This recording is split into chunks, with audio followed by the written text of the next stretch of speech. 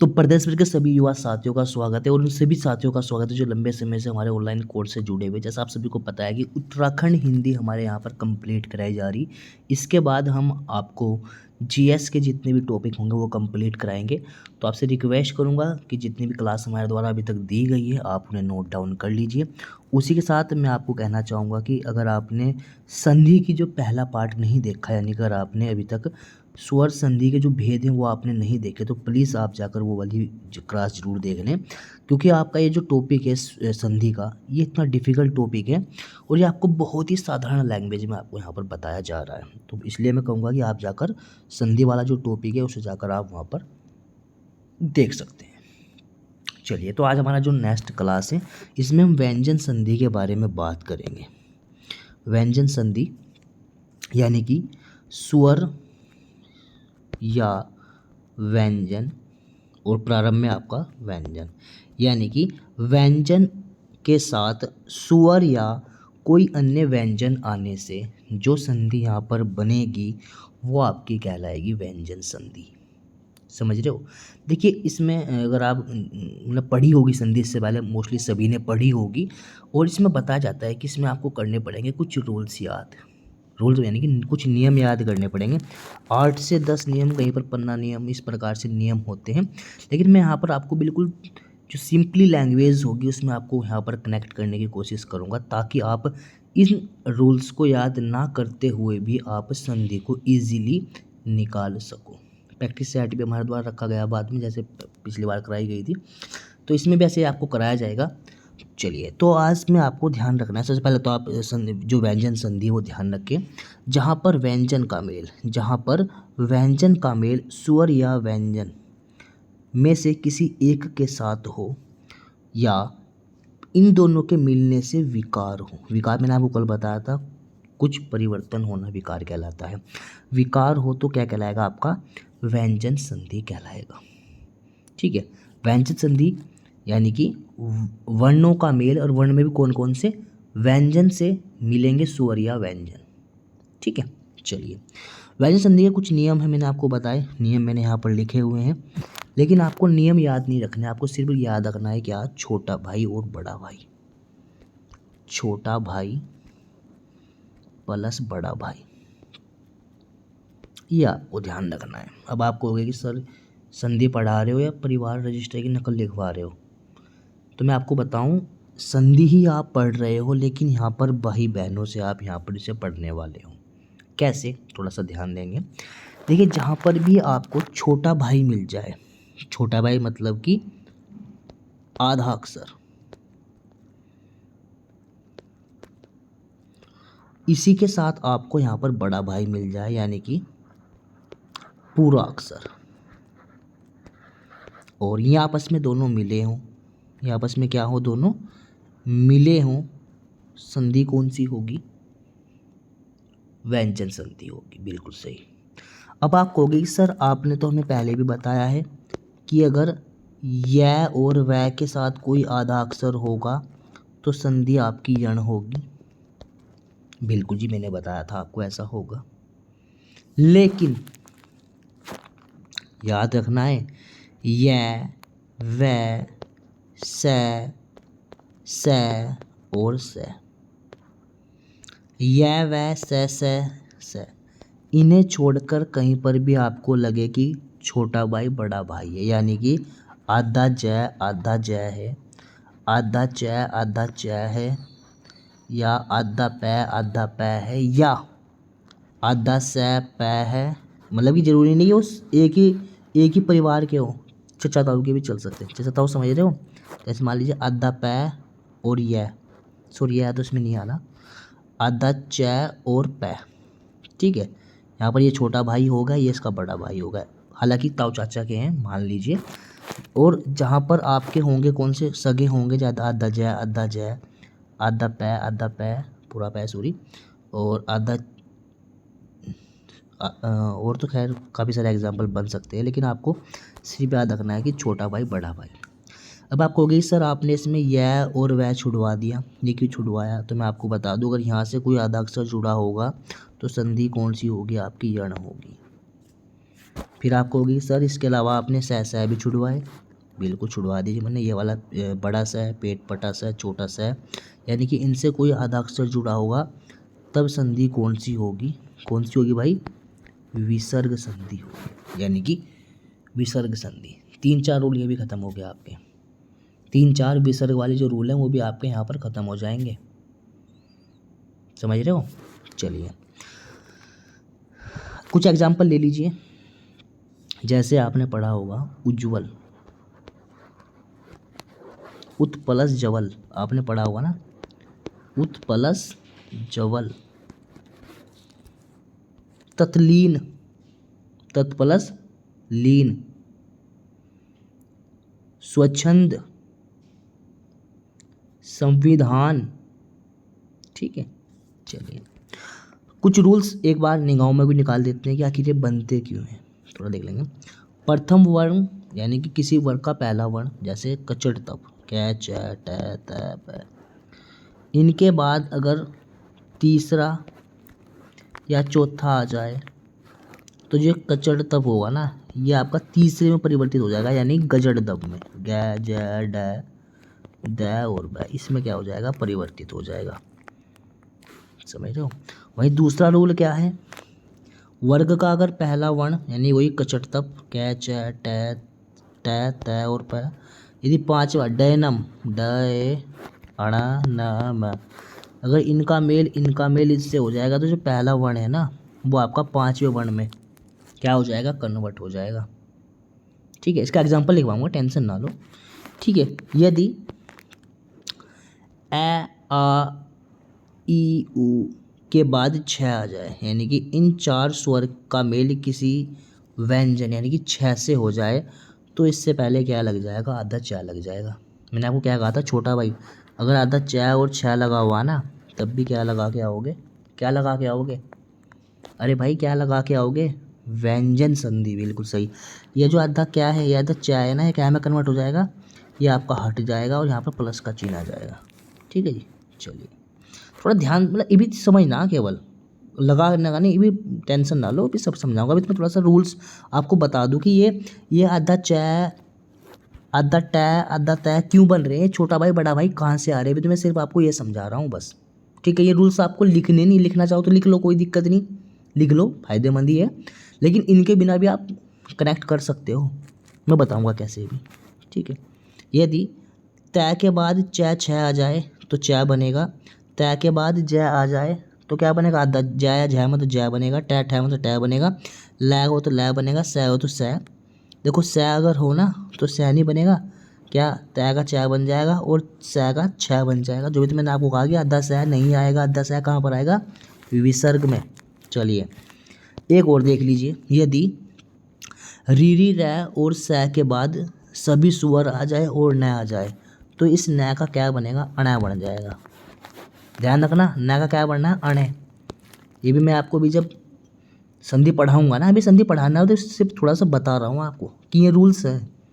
ठीक है, यदि आपने देखा होगा ना कि कई बार अंक की बिंदी लगी होती है, अभी जो अंक की बिंदी होती है ना ये क्या होती है? या तो डै होगा, अइया होगा, अणा होगा, या आधे होंगे, डे अणा, आधा न होगा, या क्या होगा? आधा मैं होगा। मैं नहीं होगा यार, क्योंकि जहाँ पर भी मैं आएगा ना, हाँ मैं भी मान सकते हैं क्योंकि मैं केवल बचता है। तो डैनम, जहाँ पर भी पंचमा अक्षर होगा ना, इस पंचमा अक्षर का क्या बनेगा? अंक की बिंदी बन जाती है। जैसे सॉरी, सम्मान में तो खैर वो आ जाएगा, संघर्ष, तो सम प्लस घर्ष। तो ये जो अंक की बिंदी लगी हुई है ना, यह क्या है? ये आपका मैं है, उस डे नंबर से कोई सा एक वर्ण है, ये ध्यान रखना है। चलिए, लेकिन अगर बाई चांस मैं के साथ मैं जुड़ा हो ना तो तब क्या इस मैं की क्या हम अंक की बिंदी नहीं लगा सकते? ये मैं सीधे जैसे सम्मान। बाकी और जगह जैसे मान लीजिए संसार हो गया ना, तो सम प्लस सार, ये संसार हो गया ना। तो ये ध्यान रखना, इस मैं की यहाँ पर हमने अंक की बिंदी लगा दी, लेकिन अगर यहाँ पर मैं के बाद मैं आ जाए तो क्या रहेगा? आपका मैं ही रहेगा, ये ध्यान रखना है। चलिए, इसमें इस स का कौन सा पेट पटा स भी बनता है? कैसे?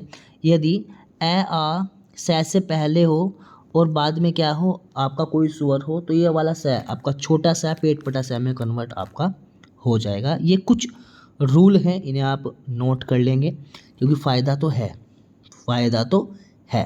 लेकिन सबसे बड़ा फ़ायदा होगा अब यानी कि आपको ट्रिक बताई जाएगी। बस ये मात्र 5 चीज़ें आपको ध्यान रखनी है, याद नहीं रखनी, ध्यान बस, इनसे आप इजीली संधि कर लोगे। सबसे पहले आपको ध्यान रखना है कि कहीं पर भी समान जाति के या विषम जाति के, मतलब यानी कि सगा भाई हो या चाचा का लड़का हो, ताऊ वाला लड़का भी चल जाएगा, दूर की बुआ का भी चल जाएगा, फुप्पा भी चल जाएगा, लेकिन होगा छोटा या बड़ा भाई आपको मिले तो और वहाँ से विकार हो तो क्या होगा, व्यंजन संधि होगी। विकार कैसे, मतलब यानी टूट के बनना, तत् प्लस लीन, तल्लीन, क्या बन जाएगा, तल्लीन। तो इस लय से इस आधे भाई से, छोटे भाई से, बड़े भाई से क्या हो रहा, परिवर्तन हो रहा है, नहीं हो रहा, बिल्कुल। तो जहाँ से परिवर्तन होगा और वहाँ पर छोटा भाई बड़ा भाई हो तो संधि कौन सी होगी, व्यंजन संधि होगी। चलिए अगली लाइन वही है जो मैंने बताई भी, देखो आधा व्यंजन अक्षर के विकार हो इन्हें छोड़कर, इन्हें क्यों, क्योंकि यह और वह यण संधि में और स आपका विसर्ग संधि में पहुंच जाएगा ना। अगर स से जुड़ा हुआ तो विसर्ग संधि होगी, अगर तय से कोई जुड़ा हुआ तो कहाँ पहुंच जाएगी, यण संधि में। चलिए कोई भी शब्द लिखा हुआ और उसके पहले ही अक्षर पे क्या लगी हुई, चंद्र बिंदु लगी हुई, तो 99% कौन सी संधि होगी, व्यंजन संधि। कैसे, जैसे मान लीजिए संघर्ष, मैंने अभी आपको बताई, मैंने आपको क्या बताया था, जो अंक की बिंदी होती है कहाँ पर पहुँच जाती है, इसका आधा मैं बन जाता है, आधा स बन जाता है, ठीक है। संस्कार, सम प्लस कार या संस प्लस कार, समझ रहे हो। चलिए नेक्स्ट आपको ध्यान देना, यदि आधा मैं लगा हुआ है फिर तो वही आ जाएगा, छोटा भाई बड़ा भाई आ जाएगा, जैसे सम्मान, सम प्लस मान, छोटा भाई बड़ा भाई मिल गया ना, होगी संधि। चलिए नेक्स्ट, अधिकांश शब्द जिनके बाद में अण हो, यानी कि अधिकांश ऐसे शब्द जिनके बाद में अण हो, जैसे रामायण, देखो रामायण में अण बाद में आ रहा है, संधि कौन सी होगी, व्यंजन संधि। कुछ कहेंगे कि सर इसमें तो दीर्घ संधि भी है, रामायण में क्या है, दीर्घ संधि में, तो बिल्कुल यहाँ से भी परिवर्तन हो रहा है, रामा प्लस आयण, रामा प्लस आयण, बिल्कुल सही बात है। तो इसमें दोनों संधि हैं, व्यंजन भी और आपका दीर्घ संधि भी, ठीक है। चलिए एक स वाला भी होता है, इसमें अगर कहीं पर स का स, इस वाले स का अगर जैसे